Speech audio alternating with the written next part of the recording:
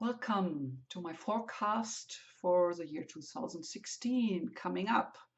So, when you're interested in astrology, we always deal with the power of the seeding moment, of the beginning of something new. And when we make the chart for that, we can pretty much forecast what the qualities are which want to unfold. And then we can be very conscious in which direction we point our energy to flow and how we can possibly manifest the highest potentials of those underlying frequencies and planetary forces. First of all, I want to thank you for being part of my astrological tribe, for listening to my forecasts throughout the year, and especially for those of you who choose to communicate with me. I really, really love to have that feeling to be part of that bigger field of interest and passion for astrology. So thank you for being with me throughout the year. And if this is your first video, then make sure you sign up for your subscription. And if you go to my website, maoiastrologyreading.com, you can sign up for my free newsletter. And there you will get access to your free birth chart and your free love stone report. So that's something I would everybody like to have. So make sure you take advantage of that. So this is a time of the year when we seem to be especially interested in contemplating the old and planning the new. So of course, every journey starts with where you are.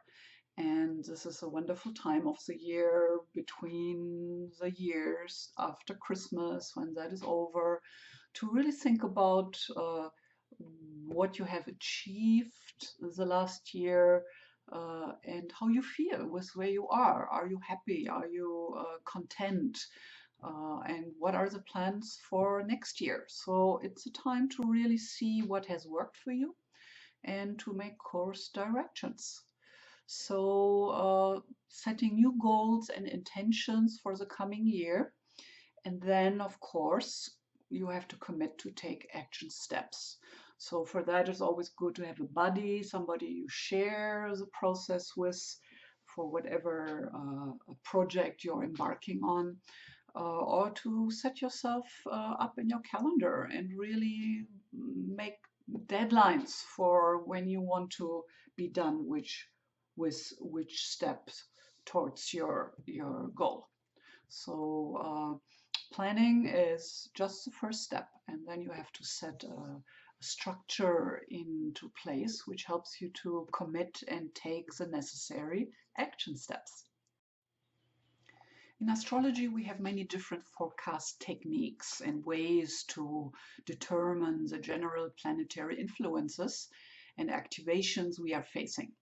But I want to remind you that this is a system of archetypes, of symbols, of the general underlying creative forces of the universe. So astrology is not a system of already events or specific forms set in stone. So, and this is actually where astrology really strives and is a wonderful tool to use, because it gives us a general idea of what we're facing. And there's a whole variety of lower end possibilities and higher end possibilities, how those potentials can turn out into the world of the manifestations of the form. But as I always look at, it's really the state of consciousness which will enable you to make those higher end manifestations. So this is the reason why forecast readings are actually extremely helpful for you to become conscious of what you're facing and open your awareness to those high end navigations of those currents. If you agree with me that the future is not set in stone, and predictions and fortune telling only works to some extent, and it seems to work especially if people are very rigid and repetitive in their structure, then of course if you see how somebody has behaved and made decisions in the past, it's kind of easy to predict this is what's going to happen in the future.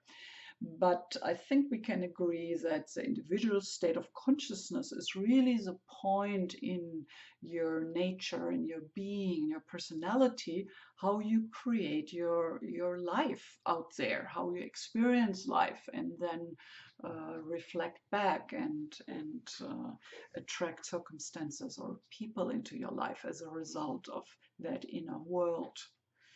So in astrology, everything goes back to the basic documents, your birth chart.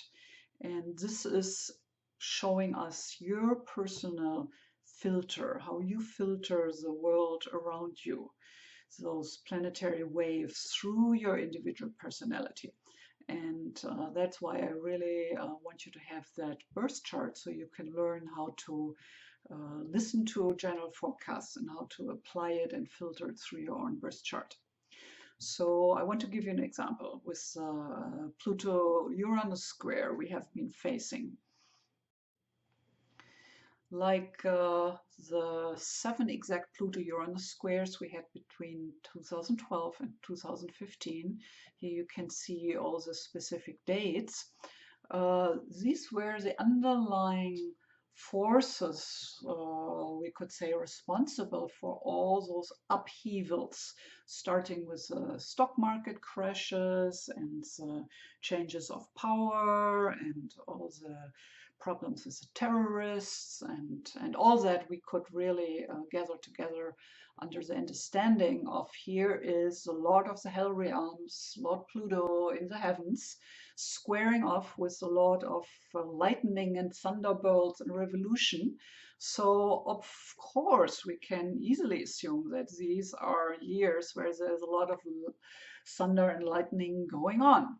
And when you look at the dates, you can actually correlate them with quite some intense times we had with events on the Earth. So the last Pluto square was exact in March 2015. So with the exact squares we kind of done. But after that, on December 25th, 2015, Uranus will be stationary, direct at 16 degrees 33 minutes in Aries, and still squaring with Pluto at 14 degrees 51 minutes in Capricorn. So even if it's not an exact square anymore, just the fact that Uranus is stationary, that is considered a very strong impact, changing directions, and it's well inside the orb. So that might be a time where we have something happening here. It's also the full moon is on December 25th, and that will be squaring the next day with Uranus. So we can expect some emotional upheaval and expressions of that in the collective field. Then the good news is that these squares will fade in intensity throughout 2016 and 2017. And just some general thoughts about the Uranus-Pluto square. A lot got started. A lot of the old structures were broken up, don't work anymore. A lot of sobering is going on the planet. So how I look at it now, we are called to really integrate what we have learned as an individuality, as a person. And especially if those squares have been playing out and touching us in our birth chart, then we were really called as an individual person for those bigger for this bigger momentum of transformation to be integrated through us in our personal life. So in general, I think that's part of what's going to happen in this integration phase when the squares fade in intensity. So that's going to be one of the general backdrops we're looking at. So these Pluto square transits were very feared in the astrological community, and rightful so. But I also want to point out that there is always a potential and a higher ground, no matter how severe or threatening or scary some celestial connections might be there. So, for example, let's stay with the Pluto-Uranus. The breaking points with Pluto can be looked at and experienced when we have integrated the principle and we're willing to let go of attachments and old ways of doing things, then actually these plutonic processes can bring us through a breakthrough point, which is really the field of Uranus, this breakthrough and a whole new level of consciousness. So looking at it from the other way, the crisis Uranus relieves the chronic stress we experience from the plutonic angle. So also when we work with Pluto transits in the personal chart, or even in the birth chart or activated through transits, we facing our own woundedness. That's what Pluto is about. And when we're willing to do that, when we go down to those hell realms, then it leads us to that perspective of personal liberation. Something breaks free through a new perspective. So via synchronicity, that successful inner work, integrating shadow aspects, that's Pluto work, it then can trigger magic. So walls turn into doorways. That's Uranus again.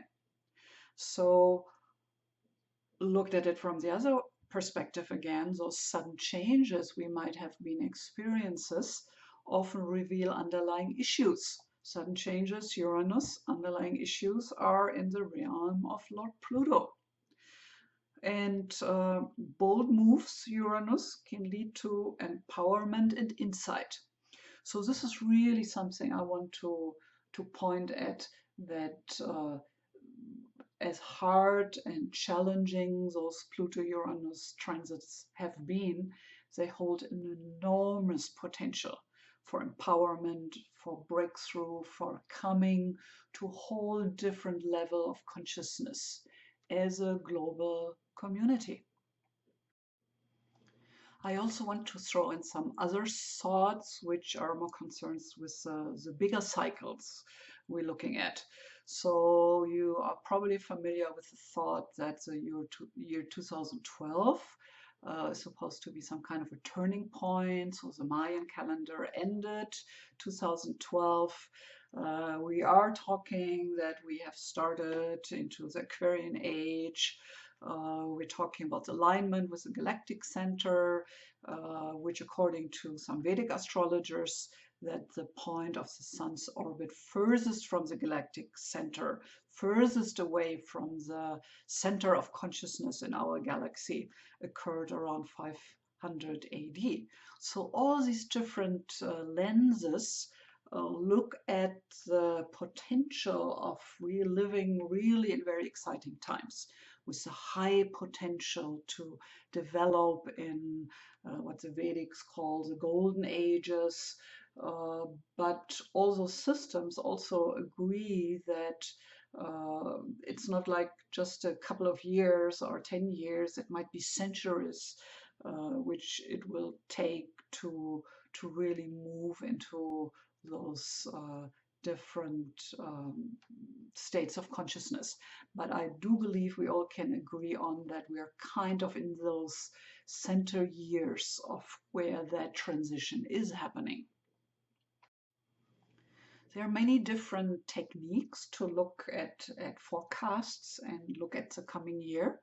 So in astrology, we're always concerned with the quality of time, with the quality of the beginning of something. And then, of course, we make a chart for that. So here I made a chart for you for the coming year, starting January 1st at midnight. and it will give you an idea of under which forces we start into the new year and what's impacting us. And if you have your birth chart, you can really project this chart around your birth chart and see what gets activated for you. And that will give you kind of an idea what wants to happen and what wants to be integrated for you personally in the coming year. As you can see in the beginning of the year, the Sun is just 5 degrees away from Lord Pluto. So we're having kind of a little rough start here, but because we have been so involved with all the Plutonic and Uranian energies, I think it's really about that those forces are in our face in a very specific, strong way, but we have more ability now to use it in an integrative way. So it is in the fourth house, so there is a connection for all of us to be very emotional about it. And I do believe we are all part of something bigger, call it the unified field of consciousness, oneness, the divine, morphogenetic field, however you want to call it, but we are all connected. So whatever is going on, the terrorist attack in Paris, we all are feeling that. We all are emotionally connected. And therefore, we all need to do the healing work and the integration work. The rising is Libra, the moon is in Libra, so I believe the intent for the coming year is really about balance, is really about love, is about beauty. And I strongly believe that our strongest point of power is who we are and where we are in our own personal development. So how we are interacting with people around us, how loving and peacefully we are able to create our own life that will have an impact onto the bigger picture. And I believe this is really the power we truly have. So that's what I see happening here with the moon in Libra and the ascendant Libra, and Mars is in Libra in the first house. So it's not just laying down and letting other people run over you, but it's really to make a point. It's really to take action. It's really to become passionate about peaceful solutions, which we so urgently need on this planet. So the South Node is in Pisces in the 6th house, the Virgo house, and the North Node is in Virgo in the Piscean house in conjunction with Jupiter and in a wide conjunction to that moon. So I believe the karmic lesson for the coming year has a lot to do with our spiritual connection, to truly feel we are something bigger than just our own individual spark, and not to get caught up with belief systems in that with that idea of there's only one way, there's only one God, one way to come to a solution. So with everything going on in the world, people killing each other still for having different beliefs, I think this is really going to be up for us to look at and to gain a wider wisdom perspective onto there's more to life than what we are able to perceive from our individual point of view. Another thing I'm interested in looking forward into the coming year is to look at the highlights. So when we look at the general climate of the coming year, I look at the solar eclipses, the lunar eclipses, the planets who are retrograding or turning direct. Especially Mercury retrogrades are always interesting to keep an eye on because Mercury tends to throw a wrench into our gears. So of course, especially powerful lineups with transpersonal planets, like Pluto Uranus square was so much in the center for years. So that would guide us to what we call the hot degrees. So hot degrees I would call any hard aspects of conjunctions, square, oppositions, especially between Mars, Jupiter, Saturn with the transpersonal planets Uranus, Neptune, Pluto, or the moon nodes. So these are areas of special interest.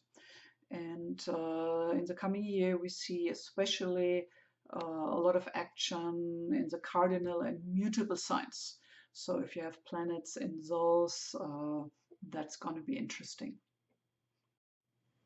To just give you a little overview what's going to come, but you don't have to remember all this because I'm going to talk about things as we move through the year in my forecast. But just to give you a heads up, so the hot actions, the major astrological events are the Jupiter square Saturn, which is March 23rd and May 26th, which has actually started August 3rd, 2015. So that's one to keep an eye on. Then the Saturn square Neptune on June 17th and September 10th, continuing the series that started on November 26th. And then after moving from Virgo to Libra in September, Jupiter squares Pluto on November 24th and opposes Uranus on December 26th. So Mars activates Saturn, Neptune in August, and Jupiter, Pluto, and Uranus in October. So please don't get overwhelmed here. I don't have the time now to discuss all that in depth, but I just wanted to put it out for you that this is something to keep an eye on, and we will discuss it along the way throughout the year. I want to take a brief look at lunar eclipses and solar eclipses and why I consider them pretty important in a forecast for the year. So eclipses in general can be compared to what's happening when we're rebooting our computer. So we're getting new updates, things shuffle into place somehow. So we could look at the solar eclipse as rebooting your conscious mind. And we can look at the lunar eclipses as rebooting our inner world, our emotions, our unconscious drives and motivations. So I believe this is why they are so powerful. And especially if they tie in with planets in your chart, then it becomes extra potent for you. I just want to point out that a solar eclipse is always a new moon. So it's a especially poignant new start. And it's happening when the moon is briefly between the sun and the earth. And that can only happen because from our perspective, sun and moon have the same size, seemingly, even if, of course, that's not the true reality. The first out of the 4 eclipses, 2 solar eclipses, 2 lunar eclipses coming up will be a total solar eclipse, March 8th or 9th, depending on where you are on the planet. So it occurs 18 degrees and 56 minutes in Pisces. So it will be affecting people born with personal planets or ascendant or other points at approximately 14 to 24 degrees in the mutable signs, Gemini, Virgo, Sagittarius, Pisces. So this will be the most significantly impacted inner aspects. The second solar eclipse coming year will be September 1st, and it's happening at 9 degrees and 21 minutes of Virgo, affecting people born with personal planets or points, approximately 4 to 14 degrees of the mutable signs, Gemini, Virgo, Sagittarius, Pisces. So if you have any planets or your ascendant there, you will be impacted. Let's move on to the lunar eclipses. A lunar eclipse is always a full moon. And the lunar eclipse is happening when the Earth is briefly between the Sun and the Moon and casts a shadow onto the Moon. And if it's a total lunar eclipse, then we have that what we call a blood moon. That's a shadow creates this reddish cast onto the Moon. So it's quite a phenomenon to look at. The first lunar eclipse will be happening March 23rd and occurs at 3 degrees 70 minutes in Libra. So it's opposite the Sun in Aries, of course. And it's affecting people born with personal planets and points at approximately 0 to 8 degrees of the cardinal signs, Aries, Cancer, Libra, and Capricorn. The second lunar eclipse is going to be September 16th and occurs at 24 degrees and 20 minutes of Pisces, opposite the Sun in Virgo, affecting people born with personal planets and points at approximately 19 to 29 degrees of the mutable signs, Gemini, Virgo, Sagittarius, and Pisces. And here are the dates for Mercury retrograde. So January 5th starting, ending January 25th, starts in Aquarius, ends in Earthy Capricorn. The next one will be happening in Taurus, April 28th till May 22nd. The third one, August 30th till September 22nd in the Earth sign Virgo. And the last one in December 19th till January 8th, 2017 in Earthy Capricorn to late degree fire Sagittarius. So I gave you all these dates, not because I expect you to keep them in mind and remember them, but just to give you an idea about how to follow along the certain activations throughout the year. And if you sign up for your subscriptions, or even better for the newsletter, I saw that YouTube often sends out the subscription emails a week or 10 days later after I actually have done the video. So with the newsletter, you are in the loop in a better way. So throughout the year, I will work my way through all those activations and see what that concretely can mean and how you can take those forces to the highest possibilities your consciousness allows you to. And then we can use power of focus and set very powerful anchors for those high-end intentions. So we can use images or collages as visual reminders for us to hold focus. We can work with incantations and affirmations. We can work with gemstones as anchors, and you might know that I'm an expert with the healing aspects of gemstones and how they can be used to support areas in your chart, because they are holding very perfectly organized structure, signature under those planetary forces. So they can help balance us in our intentions and where we experience friction. And music can do the same thing. We can use music to help us to sink down and meditate and connect to an expanded state of consciousness. Or we can use even smells to the olfactory sense to open us up to memories or anchor ourselves to move forward into a specific way. And of course, gratefulness, very, very powerful.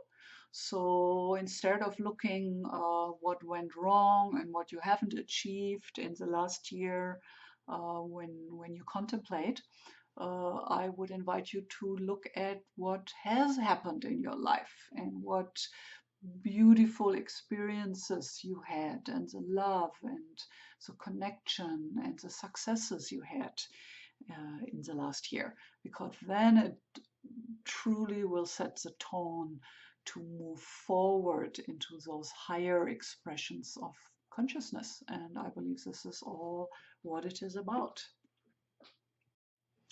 So if you want to sign up for my newsletters, you will get the free horoscope and your free love stone report based on your personal chart. So you need to go to my website, Maui Astrology Reading, and sign up there. I also want you to know that I offer online astrology classes for beginners, and it doesn't really matter where you are on the planet. You can connect with me and partake in those teachings, which will enable you to get to know yourself better and start to really look at the world and what's happening to you from a more higher soul perspective, and to get to know yourself better through the lenses of astrology or your loved ones around you is a major step in self-consciousness and growing. A little bit about me. I'm very passionate about astrology. I have been using astrology as my personal spiritual journey for almost 40 years now. And I provide readings online through Skype or here on Maui where I live in person. So if you want to connect about a personal reading, you can call me 808-878-8182 or head over to my website, Maui Astrology Reading, and connect through that with an email. So if you have any questions, please connect with me. Leave me your like or comment under the video, and I would really love that. And I promise I will get back to you. So having said all that, I truly wish you a wonderful, wonderful coming year. And I hope this certain astrological perspective I'm offering has empowered you to use astrology as a consciousness tool to make the best out of it. And if you have any further questions, just connect, and I'm happy to hear from you. As we say here on Maui, aloha.